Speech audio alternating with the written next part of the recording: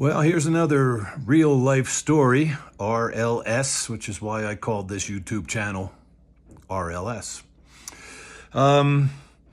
Those of you who have known me for a long time probably have realized that I have struggled a lot of my life, well into my adult years. Life was very difficult. Making decisions was very difficult. Incredibly low self-esteem, lack of confidence, etc., etc. Not believing that I was worthy for too long, way too long. Much of that's been remedied in these last 30 years, but yeah, there's still residuals. But this is a story of 1988. I believe it was January of 1988. Debbie and I went on a retreat weekend out to Lancaster to the Willow Valley Retreat Center. The associate pastor of the church that we had been attending for probably 3 or 4 years in Washington Assembly of God in New Jersey. He was going to be leading the music out there, Jerry Scott Jr., and this was unfortunately following a very difficult church split in the fall or the early winter of 1987. So a lot of us were pretty brokenhearted. Jerry would be moving on. And so we found ourselves on this retreat out in Willow Valley, Lancaster, Pennsylvania. The featured speaker that weekend was an Irish evangelist by the name of Bob Gass, G-A-S-S. I recently discovered that he died in 2019. Sorry to hear that at the age of 75. Bob Gass was an excellent communicator, very funny also. He had lots and lots of stories to tell. But this one particular message really hit me very hard. He talked about the Heidelberg Bear, that's what he entitled it. This carnival, a small circus, a touring circus over in Germany, over in Europe. They went from town to town, and one of the featured attractions was a huge brown bear. Now, whether it was a brown bear or a Kodiak bear, I'm not really sure. I've tried to reference this and have not been completely successful. They kept this gorgeous specimen in a small cage, fairly small, in that the bear only had enough room to walk 3 steps forward and 3 steps back. And that's pretty much what he did all day, 3 steps forward and 3 steps back. He was a significant attraction. A lot of people came partly just to see the bear. He was that impressive.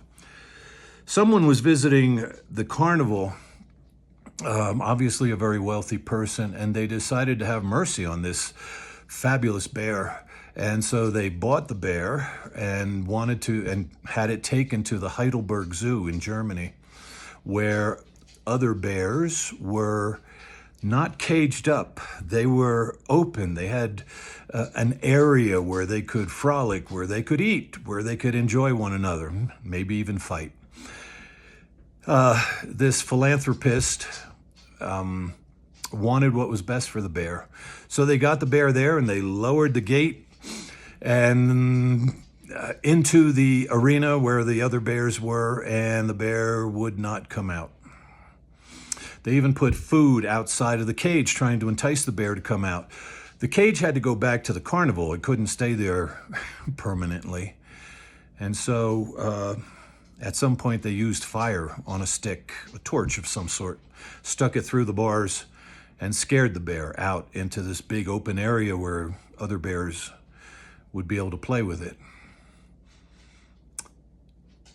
And for the next 3 days, this big, gorgeous specimen of a brown bear in the open area with other bears, presumably he should be able to enjoy himself with these other bears. But for 3 days, all he did was 3 steps forward and 3 steps back, 3 steps forward and 3 steps back. When Bob Gass then indicated that clearly the bear's cage was mental, not metal, something inside my spirit broke. I wept and wept. I have no idea what the rest of the sermon was. He had just pierced me all the way to my heart.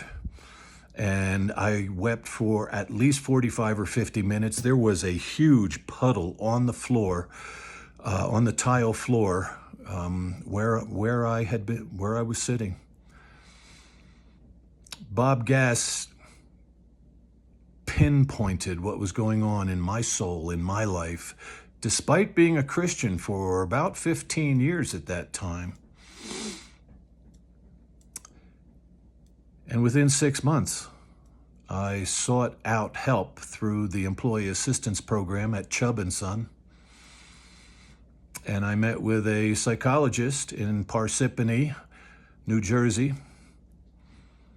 And I began the process of diffusing the hurts, the disappointments, the fears that I'd lived with all of my life. I was a grown man with 3 children of my own at that point, and yet the story of the Heidelberg Bear pierced my armor, and I began the process of healing and becoming fairly whole, fairly well-rounded. I hope this story speaks to you. I hope none of you are in the position that I was for so many decades, but hopefully it's been a blessing. Thanks for listening.